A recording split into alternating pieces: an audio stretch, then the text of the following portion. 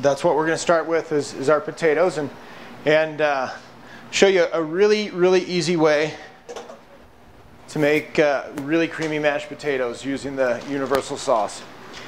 We're going to start here, getting our pan warm.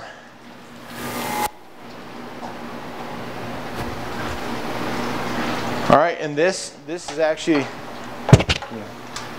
can you hear me? Okay. This, like I said, it's very easy. We're not going to do a full batch of the cream sauce, and we're based off of the amount of potatoes that we have. So with this one, we're doing basically just a half batch. And we're adding our water first. Then we're going to go ahead and add our cream sauce to that. And just going to let that all combine together.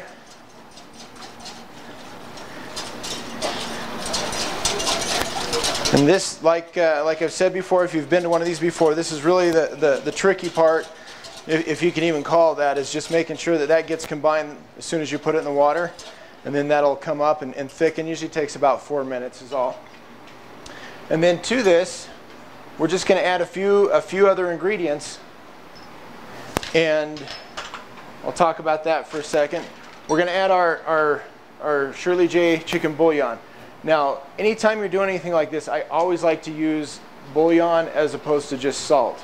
Because with salt, all you're getting is just salt flavor. Whereas if you add any kind of other flavors to it, as long as you're getting a little bit of the salt off that, you're still getting your chicken flavor. You're still getting a little bit of the roasted vegetable flavor. And that's why I use bouillon in a lot of places where you would normally just call for salt. And it really depends on the dish you're making. But anytime that I can use something like that, I'd rather you do that than just plain salt. So we're going to let this continue to thicken here. And what we're going to do today is we're going to make rosemary herb mashed potatoes. And you can substitute out the rosemary for pretty much anything. If you have some basil and some thyme or anything like that, you can, preferably fresh. If you're going to use any kind of dried spice or herb, I would recommend using maybe about half of what you would normally use for fresh, just because you just get a little bit more concentrated flavor on the dry there. So as soon as this thickens up, we're pretty much just going to dump everything in there and let's see here. Let me go ahead and take a whisk to this real fast. Now normally I would cut my potatoes in small cubes before I would boil them off, and then you just go ahead and drain them. Well, these I wanted to go ahead and keep them whole, because with us cooking them ahead of time for us to show you how to do this, it's better just to keep them whole. But normally I would just cut them up in little bite-sized pieces, and they boil out a lot faster. So we're thick now with the sauce. We're just going to go ahead and put our butter in there.